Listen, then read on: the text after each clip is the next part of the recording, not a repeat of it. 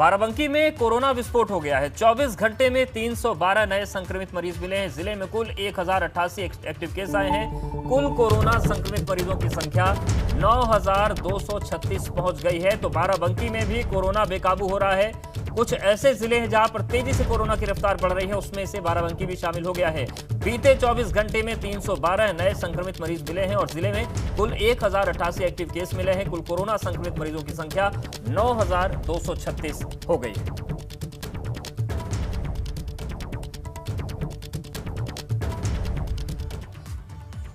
Corona की बेकाबू होती रफ्तार के बीच यूपी के सीएम योगी आदित्यनाथ ने वीडियो कॉन्फ्रेंसिंग के जरिए सभी धर्मों के अलग अलग धर्मगुरुओं से कोरोना को लेकर चर्चा की। सीएम योगी ने कहा कि पूरी दुनिया कोरोना महामारी से जूझ रही है और लापरवाही से कोरोना का खतरा बढ़ रहा है और कोरोना जाति मजहब नहीं देखता, उसे हमें जाति मजहब से ऊपर उठाना होगा।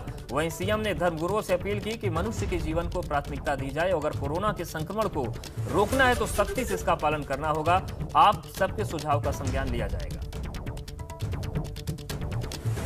तो देखिए, कोविड पर मंथन हुआ वीडियो कॉन्फ्रेंसिंग के जरिए और ये जो तस्वीर दिखा रहे हैं मथुरा की ये तस्वीर है जहां पर सीएम ने बात की। उसके बाद आगरा, कानपुर, लखनऊ तमाम जिलों में वीडियो कॉन्फ्रेंसिंग के जरिए साधु संतों से मुलाकात की। मुख्यमंत्री ने बातचीत की और उन्होंने ये भी कहा कि आप लोगों के जो सुझाव सामने आएंगे उनका संज्ञान लिया जाएगा।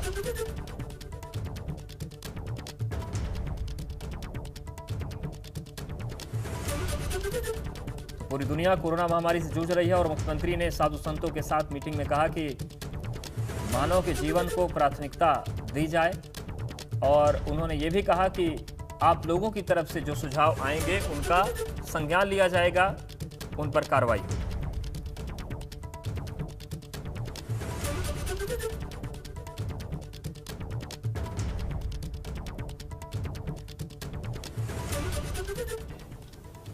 आस्था से ऊपर मानवता को रखा है, क्योंकि मानव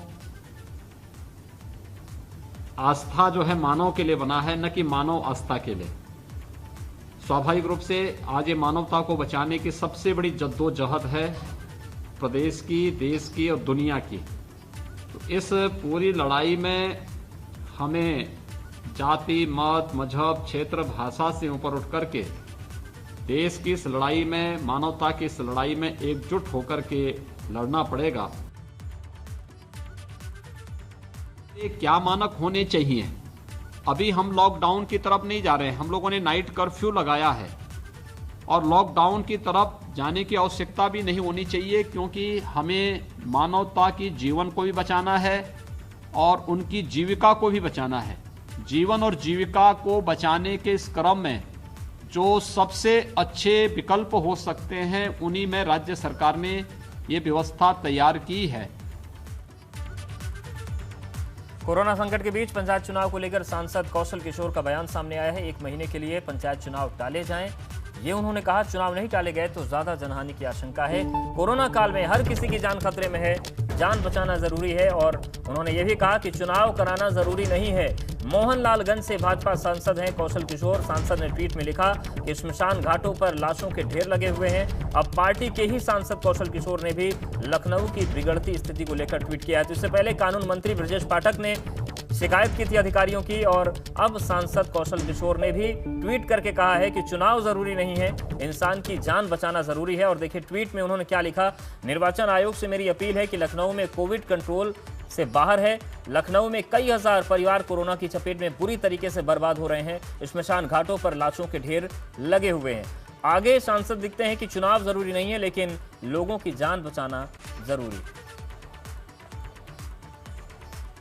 तो पहले कानून मंत्री ब्रजेश पाठक ने सवाल इस तरीके के उठाए थे और अब सांसद कौशल किशोर ने भी सवाल उठाए हैं और ये अपील की है उन्होंने निर्वाचन आयोग से कि चुनाव जरूरी नहीं है, लोगों की जान बचाना जरूरी है। लोगों के प्रचार प्रसार के लिए लोगों को जाना पड़ता है, बिना लोगों से मिलना पड़ता है और इसी से कोरोना फैलने का सबसे ज्यादा खतरा है।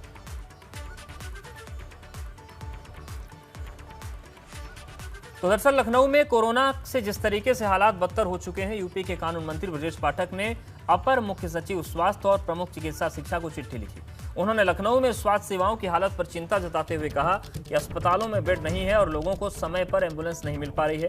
ब्रजेश पाठक ने यह भी लिखा कि कोरोना की रिपोर्ट 4 से 7 दिनों में मिल रही है। लखनऊ में कोरोना मरीजों की जांच रिपोर्ट मिलने में 4 से 7 दिन का समय लग रहा है। एम्बुलेंस भी मरीजों को समय पर नहीं मिल पा रही और फोन पर बुलाने पर 5 से 6 घंटे में एम्बुलेंस पहुंच रही। उन्होंने आगे लिखा, सीएमओ से भर्ती की स्लिप मिलने में 2 दिनों का समय लग जाता है। तो कानून मंत्री ब्रजेश पाठक ने चिट्ठी में लिखा, उन्होंने कहा कि लखनऊ में स्वास्थ्य सेवाओं चिंताजनक है। कोरोना रिपोर्ट आने में 4 से 7 दिन का समय लग रहा है।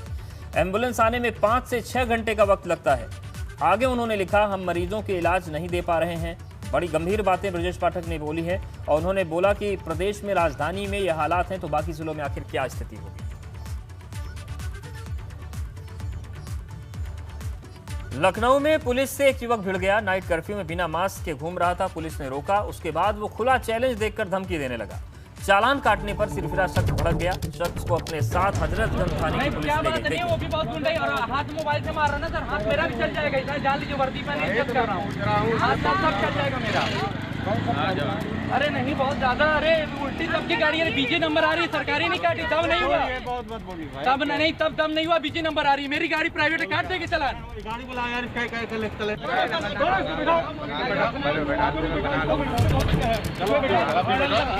तस्वीरें हैं जहां पर नाइट कर्फ्यू के दौरान ये युवक बिना मास्क के मिला था। बहस होने लगी, हालांकि पुलिस फिर उसे अपने साथ लेकर गई। मैंने फालतू वाली बात नहीं बोल रहा हूँ सर, नहीं क्या बात नहीं है। वो भी बहुत गुंडा और हाथ मोबाइल से मार रहा ना सर, हाथ मेरा भी चल जाएगा। इधर जान लीजिए, वर्दी। छात्र की पिटाई का वीडियो वायरल हो रहा है। दर्जन भर लोगों ने 11वीं क्लास के छात्र को बुरी तरीके से पीट दिया। आशियाना थाना क्षेत्र के अंतर्गत मारपीट का ये वीडियो आया है। अब देखिए किस तरीके से उसे बेरहमी से पीटा जा रहा है। 26 मार्च का वीडियो बताया जा रहा है। कई दिन बीत जाने के बाद भी आरोपी फरार है और पुलिस मामले को रफा दफा करने में लगी हुई है। आदत सुधरने को तैयार नहीं है पुलिस की।